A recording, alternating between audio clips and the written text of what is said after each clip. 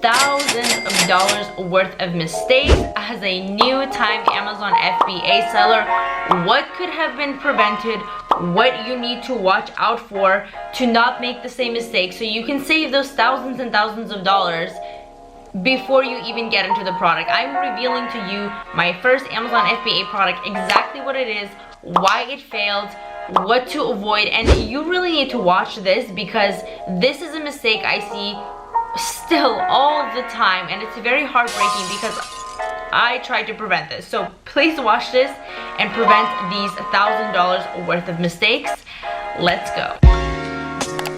Hey, it's me, Karina. Welcome back to my Amazon FBA channel. So today I'm going to be showing you guys what my first failed Amazon FBA product was, why I picked it even, and what mistakes I learned from it, why it was a failure as well, so you don't make the same mistakes. And it's very interesting to note that looking back at this market, I would have never went into it now, and it's just really interesting to see how your perception changes when you get more knowledge and more experience in this business model, and how you can identify these types of markets well in advance. And not only that, okay, I have made other mistakes within the actual product aside from just identifying the market. And this is something that is kind of really beneficial because I never say to anybody that asks me a question of, hey, like I went into this product and I thought it would do really well, but actually it didn't, so now I wasted all this money. I never look at it as a failure because it really never is a failure. There is so many lessons to be learned from a failed product, and unfortunately a lot of the times you think that the only way to learn is to make those mistakes and kind of order the inventory and go through it and you know, spend all the money, have it shipped, and then if it fails, like, okay, that's a learning mistake. But times have also changed as well. Well, now there is so much guidance and knowledge that you don't have to actually repeat those mistakes by spending your money. You can just take someone's advice to not repeat them. This is why I have this YouTube channel. This is why I post my mistakes out there and share videos of things that you should not do, and also why I made an Amazon FBA course where I cover my mistakes, where I make sure that the way you find products and the way you launch products is not something that would replicate my mistakes, because why would you want to do that? That's just, you know, crazy. So I want to show you the product and kind of go through all the steps. So I started doing my Amazon research and I was really into it. Of course, this is an amazing business opportunity, and I knew what I was doing, so I thought, but I didn't know that oversaturated markets were possible. What I thought was that you look at a screenshot or, you know, the layout of the product and it looks good, right? The revenue was there, the numbers were there, the reviews were very low, so I thought that this would be the most amazing product, and I really thought that it would at least be making me $30,000 a month. And I was so, you know, I didn't know that this was a market that was oversaturated, and that is one of the biggest mistakes that people make this day. They look at the numbers and it looks so good, almost too good to be true, and hate to break it to you, a lot of the times it really is. When every seller is selling so well and there's so low reviews, you really have to go and dig deeper. And I was like, you know what, this market is great, I'm going to go in, I'm going to make changes within the niche, I'm going to improve the listing, do all of this, and then I'm going to get the sales, I'm gonna rank and it's gonna go well. Well, that was not the case. I didn't have somebody to tell me that this is an oversaturated market. I actually, up to till I realized, I never had someone telling me that oversaturated markets even existed, which I'm surprised that people don't talk about this as much as they should, because I have so many students on my one-on-one mentorship calls now that show me products that think they are the best, or they were recommended, someone recommended it to them, or they got it off a product list, which I never recommend going off of product lists. But and then I check out the first page of Amazon and it looks completely oversaturated, like crazy. Or even worse, I see products that people are launching that have thousands and thousands of reviews, and it's like, oh my gosh. So that's one thing. So how do you know if a market is oversaturated? Well, in this case, everyone literally had the exact same product, okay? And I'm gonna tell you what the product is later. I just wanna build up to it so you know all the mistakes and then you see it, right? So everyone had literally the exact same product, barely any variation. Maybe there was a slight color variation or a bundle that didn't really make sense, but it was essentially a Me Too product, which was exactly the same. So you don't wanna do that. Like honestly, if your product, if you scroll down and you go to sponsored ads or you click around in listings and the same exact thing is popping up just from different angles, that you're going to have a very, very difficult time standing out. So the mistake was as looking into an oversaturated market, which is the first thing. The second thing is that there was no differentiation at all. Like it was actually the same product. So I tried, my logic was I'm going to make a better quality one. So I paid maybe, I think it was $1 more or 75 cents more to have a higher quality, more bulkier item with a packaging design. I thought that that would be enough. So what I did was I ordered a higher quality product. So I thought, foreshadowing, I got a better box design, which it was, and I thought that bundling it with an ebook and having a better listing would make me stand out. But an ebook, it was just not enough to differentiate. An ebook is a great way to give an extra bonus to your product, but it's not a good bundle as a standalone bundle. And at that time, I thought it was, which is wrong. So if you think that adding an ebook to your product is going to take it to the next step, that's incorrect. It's not going to be the make it or break it factor if someone buys. Plus, not all products can have an ebook. It's going to be something that takes you up half a notch and kind of maybe possibly convert the buyer into actually getting the product if everything else lines up, but it's not going to be the main focus of why they want to buy your product. It's not going to be something that they're going to, decide, oh, I want to buy this product because of an ebook and it's a good enough bundle. So the differentiation was just not there at all. So that's a huge thing. The other thing is the pricing. So I thought that by investing a lot more money into it and by making it higher quality, I could price it better. So that's the third mistake. Well, I was not able to price it as high as I could, and I had unrealistic expectations of the pricing. So I thought that I could literally raise the price to a premium price for something that was maybe like $5 more than the competition. And since I was investing a lot more money than everyone else because I did not want to have a flimsy product, unfortunately, I thought pricing would save me. It did not. I thought that I could price it that much higher, but nobody was buying because the price was too high. And if I lowered it more, then I would be losing margins, and the margin just was not as high enough as it needed to be. So that was a problem, my unrealistic expectation of pricing, and that's what you should be very, very cautious with, because you have to have realistic expectations of your product. Of first off, why are people even buying my product, or why would they buy my product in comparison to everyone else? And am I pricing it correctly? Because premium is always a really, really good route of adding more value and charging slightly more than your competition, but people still buy because they see the value. But if you don't have actual value added to it, you can't realistically price your product higher and expect to get a return.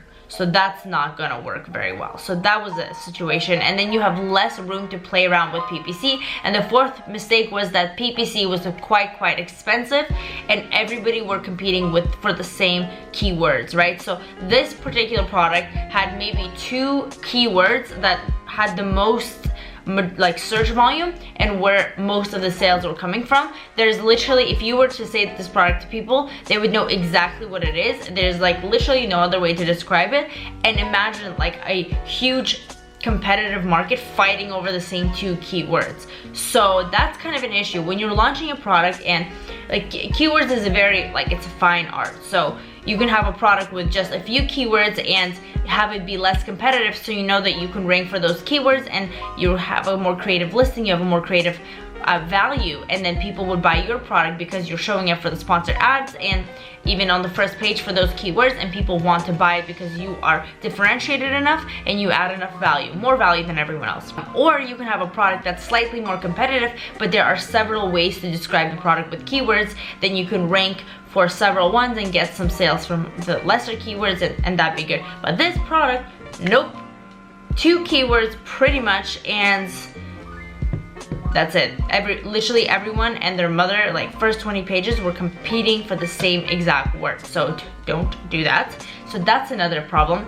And the other thing, it was very, very hard to rank because of those reasons, because I looked exactly like everyone else despite having a very nice listing and having it be optimized, and my pictures were quite well, but the actual product was exactly the same. So no matter how much money I spent on PPC, and the A cost was very, very high and very expensive, it was still not ranking. So ranking it was a nightmare. The fact that the market was over competitive, I had actual people buying my product, competition, and leaving fake negative reviews. So it's like, it got insane. It was like, I wasn't even the main seller, not even close, and I was already getting fake negative reviews, and it was like, really? So that was difficult. And I think not the biggest mistake, well, it was a combination of mistakes, but the one that I would cautiously avoid you to do is ordering too high of an MOQ. So I ordered 500 MOQ,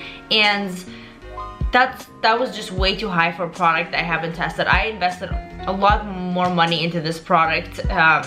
I had a second product that I launched at the same time, which was interesting. I did not plan on the second product going so well as it did, but it was kind of a backup product, but it turned out to be like the main product in comparison to the first one that failed, which totally had different expectations. And that's why you never know with Amazon what's actually gonna happen, but it's quite interesting. But don't order that much. And it was since I went for like the quality, it was quite high, so it was a large investment, and like not all of it sold, obviously. I was trying to liquidate and kind of sell it break even, but it was just so over competitive that sometimes it's even hard to do that. So I really cautiously suggest you to not do that. And of course, in my course, I teach my students how to find a product, how to validate a product, and also how to keep it within that range of MOQ so you won't be losing money. So you have to, there's a really fine line between ordering too little and ordering too much, and also getting a profitable